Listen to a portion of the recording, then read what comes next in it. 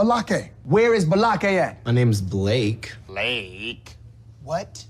Do you want to go to war, Balake? I'm for real. Ron. Ron is right here, everyone. Welcome back for more SPTV, where every day is a great day not to be in a cult. Okay, we are here to talk about today the 3,700 plus word Substack article that Leah Remini put up yesterday. The Substack article, actually, this article, when it was shared to Leah's social media profiles, the post title was "Why Scientology Victims Will Never Get Their Day in Court," which is a pretty hot and spicy take considering the number of Scientology lawsuits currently pending against David Miscavige and Scientology. So I figured it would be worth going over at least some of the sections of Leah's Substack article and then discussing them in a little bit more depth, giving you some of my thoughts about this. So essentially, the article has to do with the fact that one of Scientology's long-term favored lawyers, William Foreman, was recently appointed by Gavin Newsom to one of the open seats of the Los Angeles Superior Court. And for some context, there are over 1,740 Superior Court judges in California. There are 400 Superior Court judges in Los Angeles alone.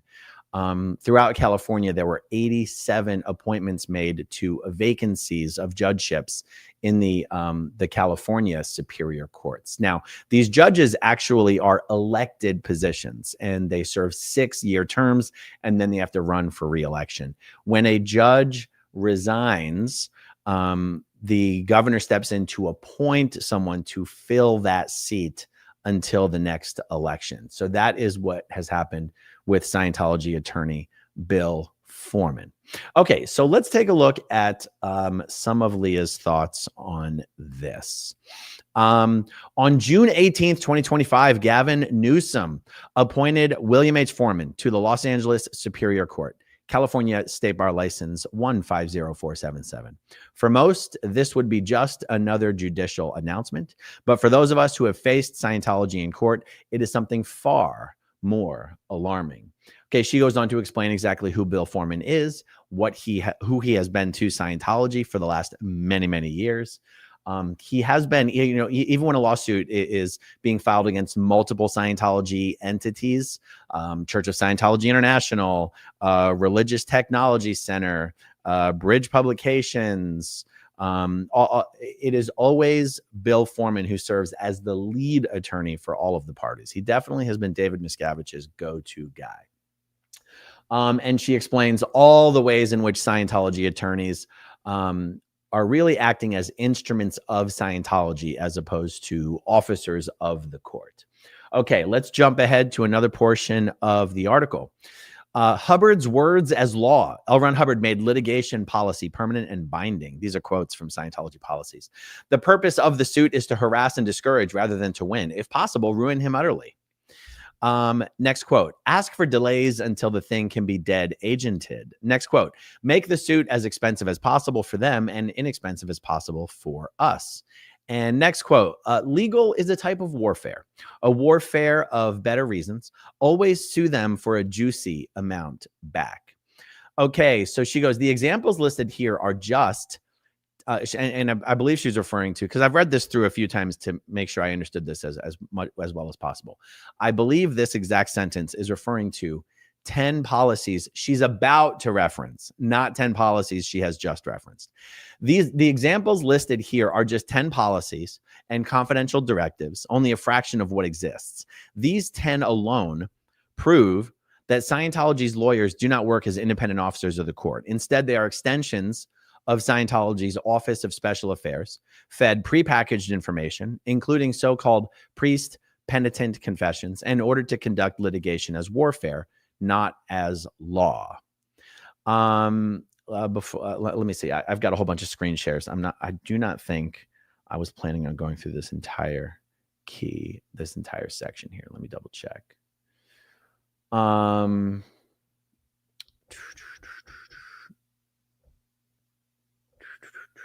Actually, yeah, let's go through this. Okay, it's not very long. Key takeaways. And again, guys, I believe from reading this through several times, these are key takeaways that you're supposed to take from what is about to be shared, not from what has already been shared. It is honestly a little confusing reading through the article. Key takeaways from this. Attorneys are subordinates. They are hatted. Hatted means trained. They are hatted and controlled by Office of Special Affairs staff. Scientology's attorneys are not free to act under normal legal ethics. Witnesses and lawyers representing Scientology and Scientologists are not independent. They are drilled, scripted, and coached to obstruct discovery and delay cases. Litigation is weaponized. Policies such as punitive defense and amenable frame of mind order lawyers to use lawsuits to exhaust and terrorize opponents. Corporate shells are engineered, as with Monique Yingling's Brussels plan, again, referring to something that hasn't been referenced yet, but is going to be referenced later on. As with Monique Yingling's Brussels plan, to shield Scientology from liability while misleading courts and prosecutors. Attorneys themselves adopt L. Ron Hubbard's language. Gary Soder was not acting as an independent attorney. He wrote to OSA saying he knew how they could get Bruce Hines into an amenable frame of mind. In another internal Scientology correspondence, OSA itself drafted the cease and desist letter to Bruce Hines for Soder, showing he was executing their directives, not his own legal judgment. These are just 10 examples out of hundreds of permanent Hubbard policies and more than 5,000 internal documents that have now come to light. Let me clarify what Leah Remini is referring to when she makes reference to 5,000 internal documents that have now come to light. It's a little strange to use that language exactly. These are 5,000 of Mike Rinder's personal documents that Leah Remini found out a year ago he has been had in his possession since he left Scientology in 2007. In fact, it was Leah finding out that Mike had never told her about these 5,000 documents that he had that led to them having somewhat of a falling out over the year prior to Mike Rinder's death. It's actually why Leah Remini never visited Mike Rinder during the year that he had been diagnosed with cancer until he had a few weeks to live, and then she visited him because of how furious she was when she discovered that Mike Rinder had these internal documents this entire time and had never told her about it, even when they were making a TV show about Scientology for 3 years. And in fact, when Mike finally, shared the documents, he only shared them with one person, Mark Headley. And then Mark Headley pretended that the documents never came from Mike Rinder. And the problem, the inconvenient truth of these documents is that Mike Rinder's own internal documents that he took with him when he left Scientology show definitively that Mike Rinder was involved and complicit in the cover-up of child sex abuse of Scientologists. And whereas we might assume that all Scientology Sea Org members who worked in the Office of Special Affairs were complicit in such activity, prior to Mike Rinder's death, he did an interview where he was asked that question point blank, and stated definitively that he never participated in or had any knowledge whatsoever of any cover-up of child sex abuse in Scientology. And then you look at his documents and it shows that that was an absolute lie.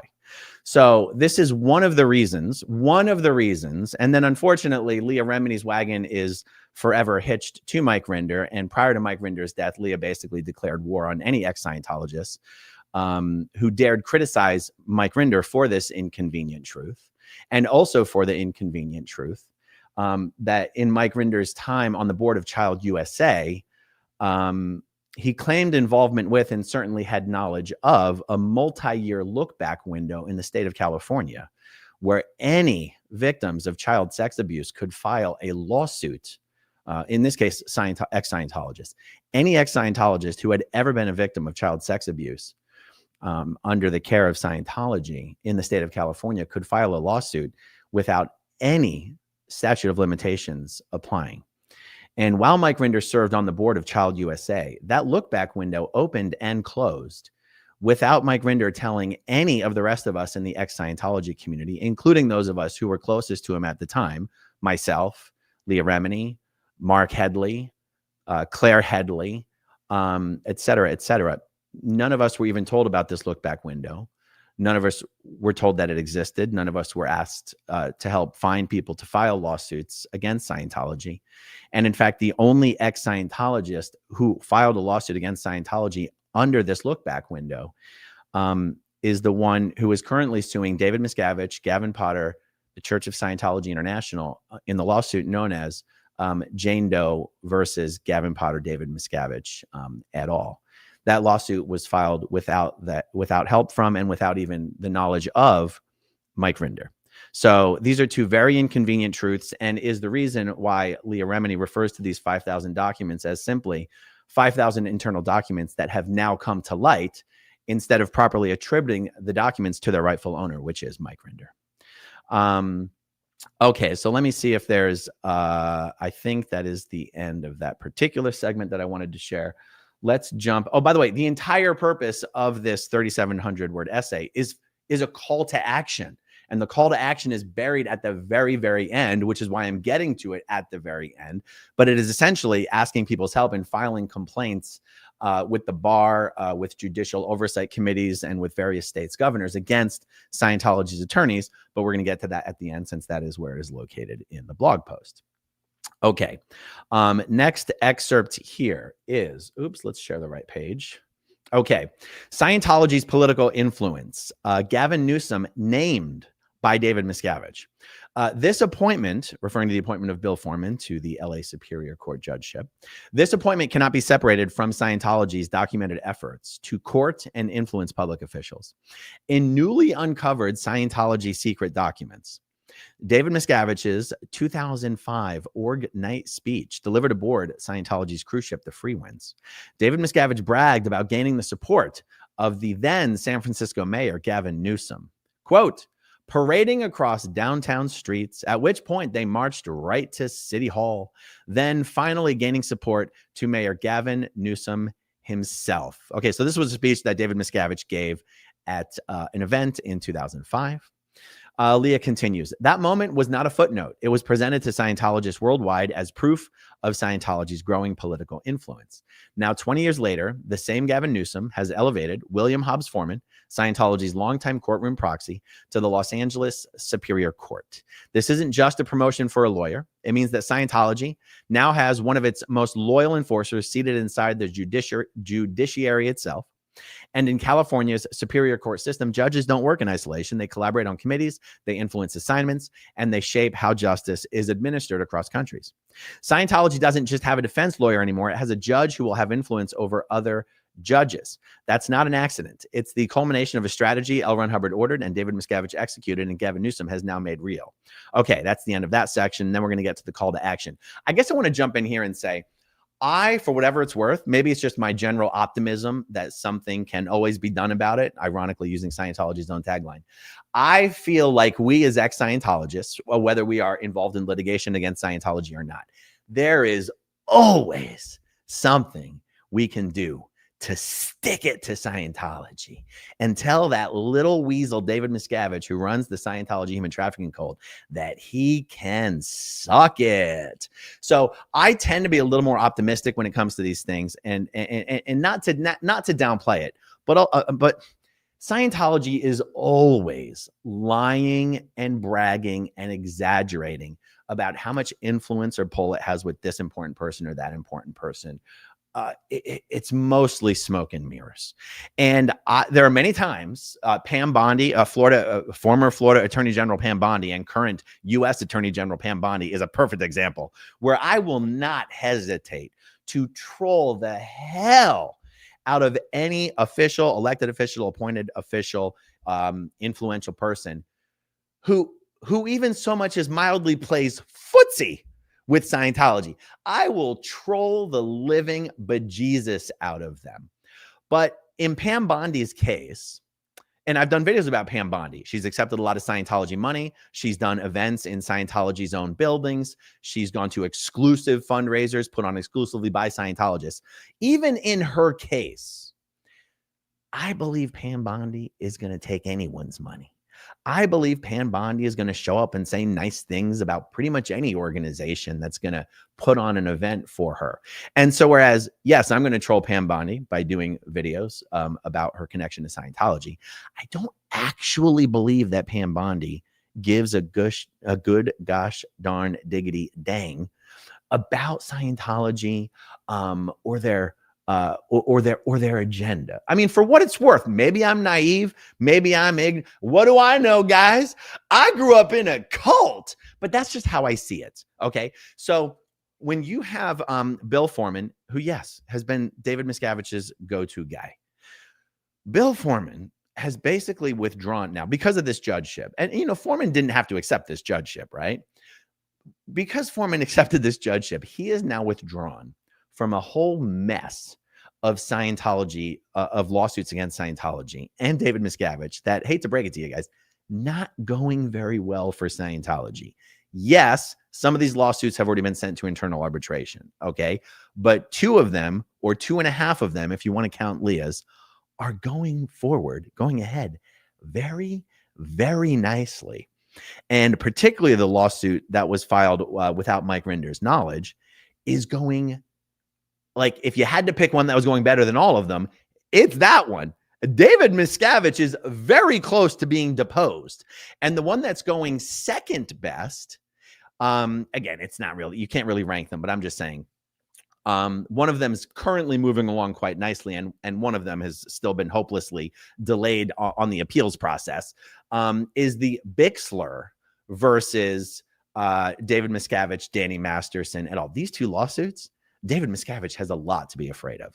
So for the number one attorney in these lawsuits for Scientology to have pulled out just to accept a rather non-prestigious judgeship, I think it was this guy wanting to get out of these cases and actually move on to something that he could consider more to be his legacy before his time to retire actually comes up.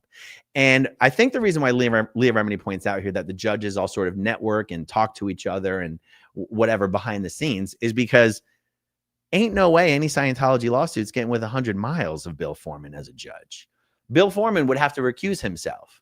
And even if he didn't recuse himself, the lawyers would be able to get any Scientology case that ever came, within a mile of Bill Foreman assigned to another judge. So this is one of the reasons I want to do this video, is to put the question out there to those of you who are much more knowledgeable and experienced in this area, is how important really is it that this, and by the way, it's not like Scientology is the only lawyer Bill Foreman, it's the only client that Bill Foreman has been representing. It's not like Bill Foreman was Scientology's in-house counsel like Elliot Abelson was, and has now basically retired from Scientology to go accept a judge. He was a lawyer.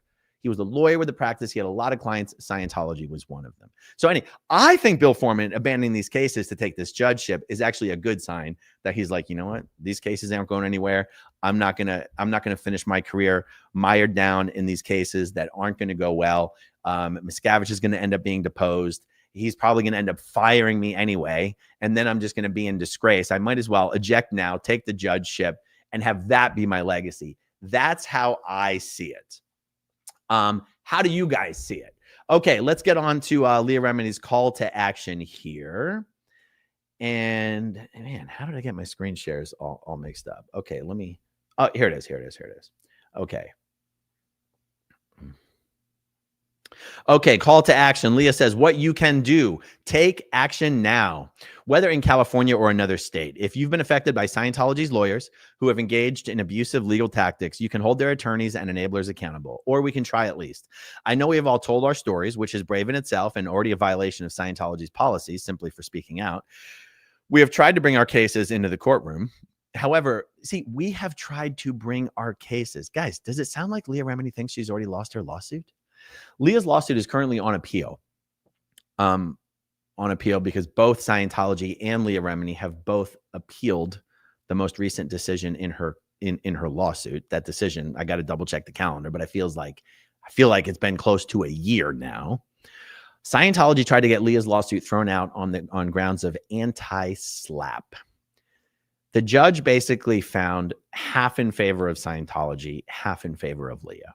In other words, pretty much half of the complaints that Leah brought were thrown out.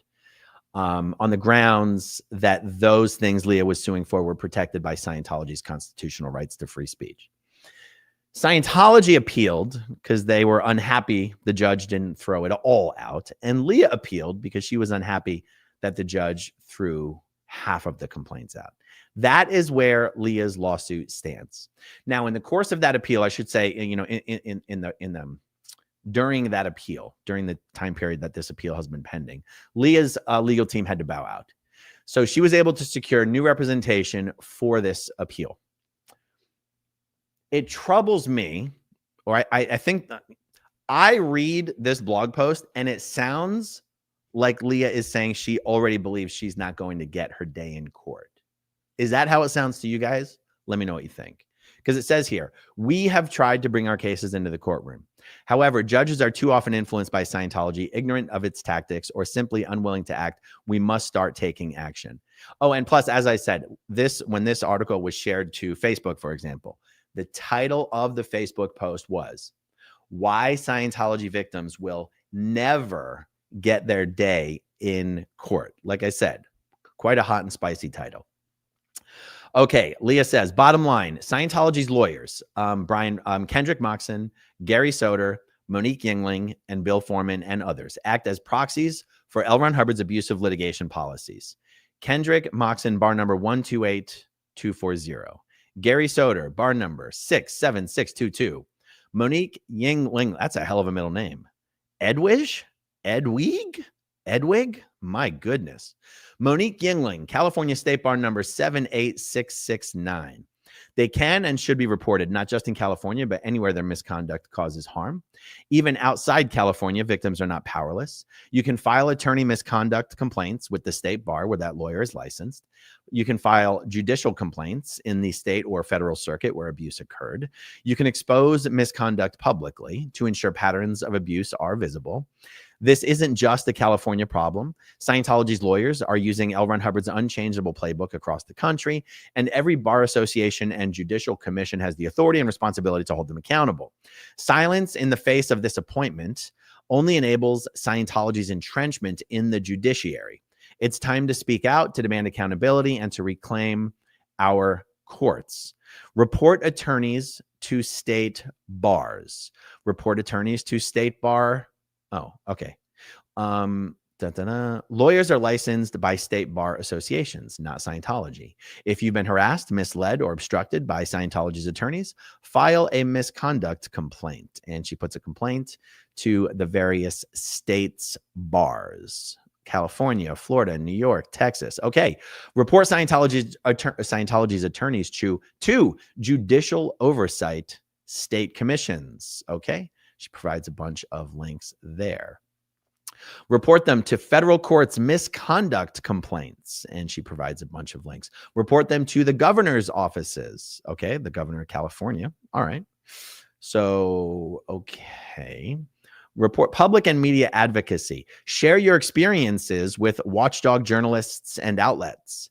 Share this guide and encourage others to act. Public pressure helps force oversight where silence would otherwise allow abuse. I have been sifting through Scientology documents. Yes, those are Mike Rinder's documents. Documents that are damning to Scientology, celebrities, Scientology lawyers, those allied to Scientology, and their criminal activities, judges, city leaders, agents in Hollywood who have helped to silence victims, whistleblowers, the press. The list is long. And I will be adding to this post. The work is exhausting and maddening. Okay, so there you go. So, I mean, you guys see it for yourself. The main thrust of the thing is Gavin Newsom appoints Bill Foreman to LA Superior Court judge. This is David Miscavige finally getting his way and having a Scientology crusader in the judiciary. I don't mind saying it, guys. I don't see it that way. I don't see it that way. But that's just me, and reasonable people can see it differently. How do you guys see it? Let me know in the comments below. Thank you for hanging out with me. Stay tuned. More to come today. I'll talk to you guys soon. Okay, if you want to see my rock and roll songs, click right on this guitar. And if you want to see a different one of my videos, oh, yeah, deep on my love, then then you could click right inside here. If you have subscribed or not, subscribe